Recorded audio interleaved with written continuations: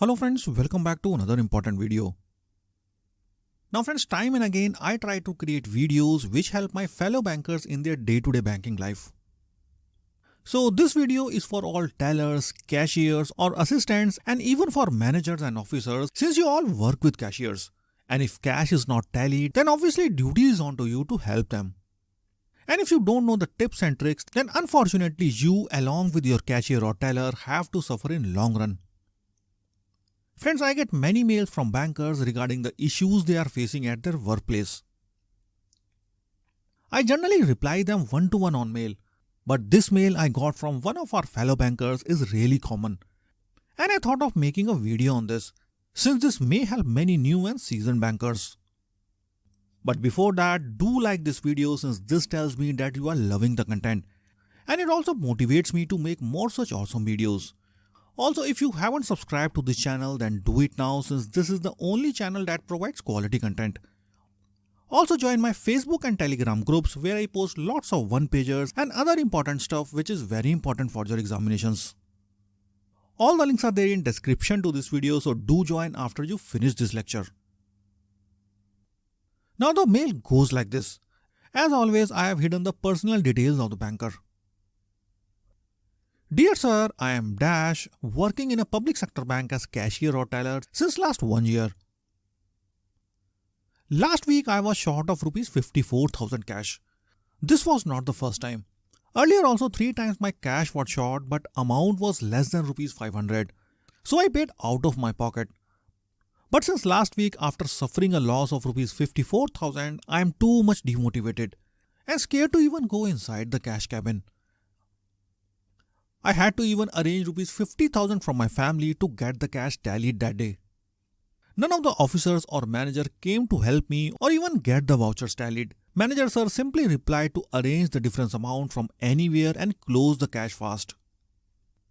After that day, I even requested to change my seat, but manager sir said that there is no one else to replace you. So you have to sit in cash counter only. My motivation level is down and I am writing this mail in hope of getting some help, so that I won't face this situation again.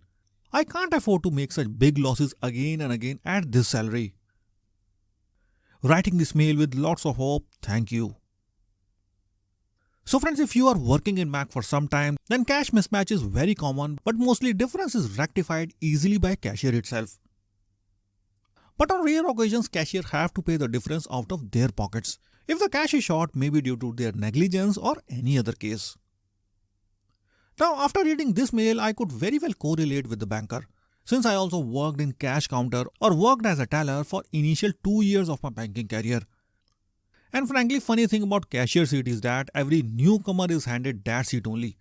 Once a new assistant or clerk joins any branch, then after few days he is handed over the teller position only. So friends, next you will see my reply to the banker. And I responded like this. Now friends, before moving ahead with the lecture, don't forget to get your JAIIB and CAIIB resources from the links given in description to this video. These are 5 power-packed JAIIB books which will be delivered straight to your location anywhere in India. Over the years, students have found these books extremely beneficial in their journey of clearing JAIIB. Then these are CAIIB resources and all this comes with lots of case studies and detailed explanations. So don't miss out on these after you finish this lecture. These will be delivered anywhere in India. So just get these from the links given in description to this video. Now let's move forward with the lecture. Dear sir, I am sorry for your loss. Paying out of pocket is really painful, especially from our hard-earned money. But I am really shocked to see the reaction of fellow officers and manager. Leaving you at your own is definitely not the culture of any good branch. You must have got support of at least one officer in tracing out the cash difference, because 4 eyes are obviously better than 2. Now friends, once in my branch, cashier was short of rupees 500. He was tracing the error for almost an hour, and when he could not find himself, he called me for help. I went to cabin, again checked his cash from my end, and then I also tallied receipts and payments. I also could not find the error. Out of nowhere, I simply picked his keyboard, and there we found 1 rupees 500 note. So you can see 4 eyes are obviously better than 2. because thinking process of two people are different, so error can be found anywhere. Had I left on to my teller, then maybe he could have never found error that day. So sir, in your case also, had one or two officers came to help you that day, maybe you could have also found the error. But anyways, I can't recover that 54,000 for you. But I can share some tips and tricks, and if you follow these tips, you will never commit any mistake while sitting in cash counter. Nor you will make your fellow cashier commit any mistake when you become officer or manager later in your career. With God's grace, I worked for 2 years in cash counter and was never short of cash. And the tips and tricks I am going to share with you are from my personal experiences only. Now the most common error which we bankers face is transposition error. Friends, a transposition error describes an event where someone accidentally reverses two adjacent digits when recording transactional data. So just imagine the correct figure to enter was Rs 82,300, but you entered 28,300. That is, you unintentionally swapped 2 and 8. And because of this, you can see you will get a difference of 82,300 minus 28,300, that is 54,000 difference in your cash or whatever you are doing. Now friends, please note transposition errors are very easy to identify. That is, if the difference you are getting is divisible by 9, then you should immediately look out for transposition error. Just check all the vouchers and see if you mistakenly entered the figures by reversing the digits. Now in your case, since you got the difference of Rs 54,000 and it's divisible by 9, then you also must have looked out for this error, that is reversal of digits. Then friends, next error committed commonly is putting less or more zeros. For example, you had to enter a cash receipt of Rs 1,000, but mistakenly you entered as Rs 10,000. Then obviously you will get cash shortage of Rs 9,000. Or suppose you had a payment of Rs 5,000 and you paid 50,000 by mistake. Then here also you will get a cash shortage of Rs 50,000 minus 5,000 equals Rs 45,000. So friends, when you commit error of 0, then here also your difference will be divisible by 9. So whenever you are getting a difference which is divisible by 9, then after tallying all the cash physically and also checking vouchers, your next step must be look out for transposition error and error of 0. I hope both these important errors are clear to you.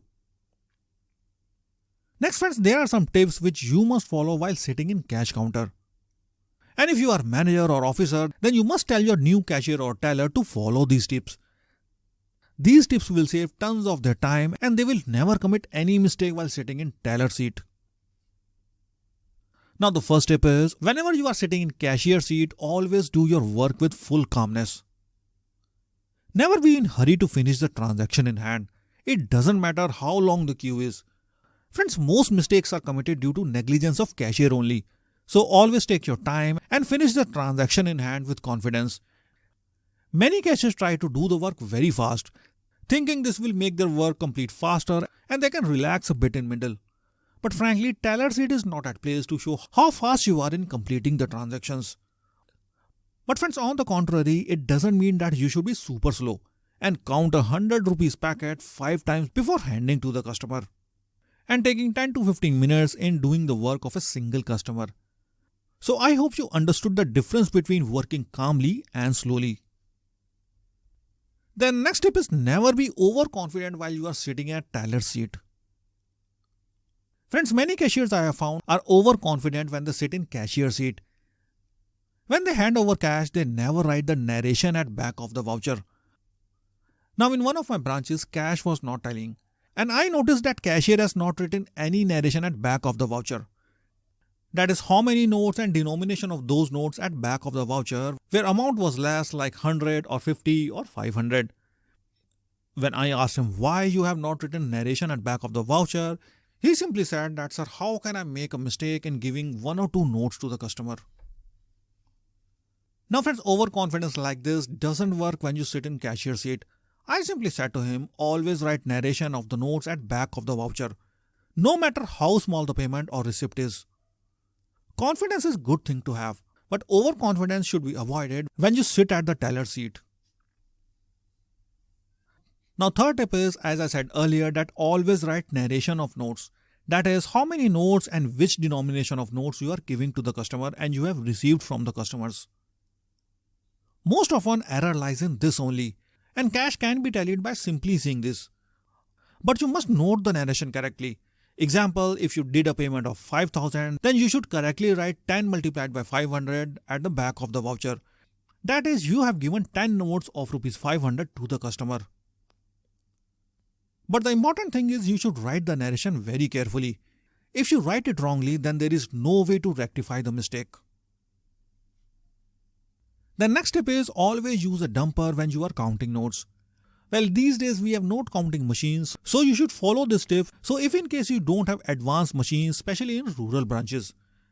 Friends, I always use dumpers since it prevents sticky notes error. Friends, most often notes are sticky, especially in a rainy season, and use of dumper helps in preventing giving 2 notes instead of 1 to any customer. The next tip is, whenever you have an open packet of notes, then always write remaining notes on the top with the pencil. Now this keeps us updated about the position of notes and helps in preventing error while doing some small receipts and payments. But please note to write with a pencil only and not with a pen. Or instead of writing with a pencil on the note, you can also put a piece of paper on the top of that open packet so that you are updated about the position of the notes. The next tip is to always give and receive sealed packets only after counting. For example, if you have to make a payment of rupees 1 lakh, then never give 2 sealed packets of 500 without counting. Always give after counting. Similarly, never receive 2 sealed packets without counting. You should not blindly believe on sealed packets. And never show your laziness in counting those sealed packets. The next tip is to never entertain customers' note shortage, fake notes or soiled note change request after leaving your counter, no matter how big or VIP the customer is. Simply paste a note at your counter that you will not accept any such request after leaving the counter. Friends, these issues are very common, especially in rural branches. Customers generally don't count the notes at the counter and they came back for replacement. Now you as a banker don't know if the request is really genuine or someone else changed their note. So it's important that you stick to your policy. Now some tellers keep their cash cabin open at the back and any staff can come and go. And this breaks your focus if you are doing some transaction. Now this happens with me practically. In one of my branches, one officer used to take cash from some loan customer, maybe the recovery amount, and usually come to me to deposit the cash personally in their loan account. Now he used to be in so hurry that he would keep the notes on my table, put the cash receipt stamp and give it to the customer. Though this officer was good, but my concentration was broken. I saw this 4 or 5 times and most often my rhythm was broken. So I simply started keeping my cabin locked. Now he used to keep banging the door and started asking to take cash from him and give the receipt fast to him. Again, with this also my focus was broken. Now I simply took the stand and requested him not to speak in middle when I am doing some receipt or payment. After finishing the transaction in hand, I will myself take your cash and give you the receipt. So friends, the point is you must take your stand. If you are forced to keep your cash cabin open or someone disturbs you from the back, keep your cash cabin closed and specially locked. And no matter what your staff member is saying from the back, just focus on the transaction in hand and then pay attention to staff at the back door. Then friends, next tip is to keep your table clean. That is, keep all notes in the order. Notes of each denomination must be stacked separately. For example, notes of 50, 100, 200, 500 and 2000 must be kept in their respective rows only. So if you receive rupees 2500 in denomination 4 notes of 500 and 5 notes of 100, then keep these 4 notes of 500 on top of the row with 500 notes and 5 notes of rupees 100 above row of 100 notes only. Your table should not be a dustbin with all notes mixed up. Because if your table is dustbin of notes and if you have to make a payment, you are actually searching for notes in that pile of notes. So friends, I hope the point is clear to you. Also note, whenever the note count of loose notes crosses 100, immediately make a packet of that. or keep it aside and make that packet when you are free in the middle. This will keep the number of loose notes on your table less and also helps in managing the transactions really well. Friends, I hope all the previous 9 tips discussed are clear to you. Lastly, in this 10th tip, I will tell you the steps that you should follow when your cash is not tallying. So friends, when you find that your cash is not tallying, then your first step must be to take a total of all the receipts and payments manually. Yes, it is to be done manually, because from system you have checked the cash in hand and it's not tallying with your physical cash. So now bring all the receipts and payment vouchers and manually make a total of each. Then tally receipts and payments as per system, and if you found the differences any of them, then you must have entered the vouchers incorrectly or you missed some vouchers to enter. Friends, once you tally receipts and payment, then simply do this. That is, take opening cash, then add to it total receipts and then subtract total payments. Now this must be your cash in hand. And this cash in hand must tally with your system's cash in hand. Friends, most often cash is tallied by this first step itself. That is by tallying receipts and payments.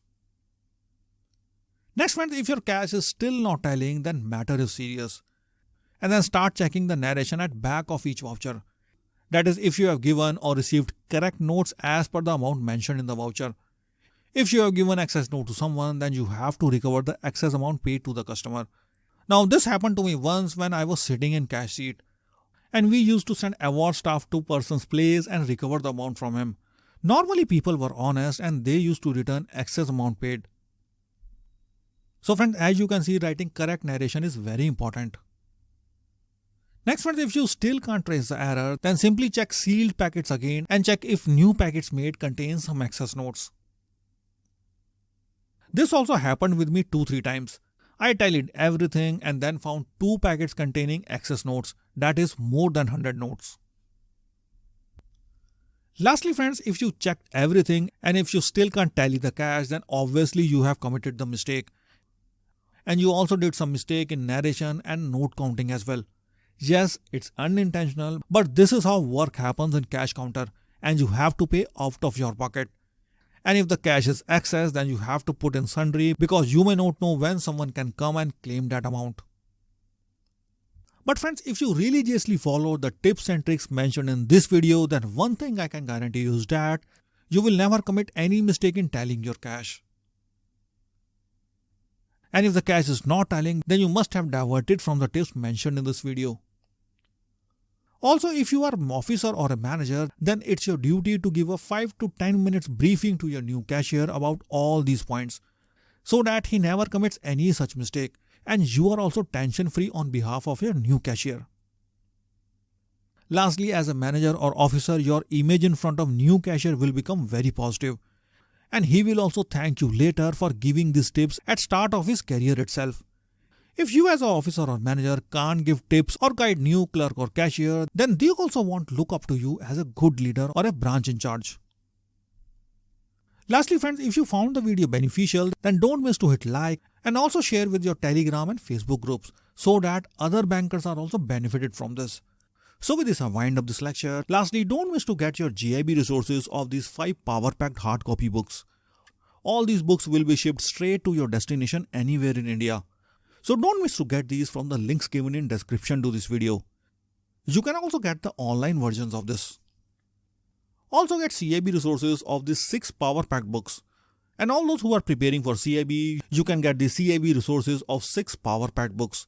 These are rated best by students all over India, and do get yours after you finish this video. So thank you, and I will meet you again in another lecture.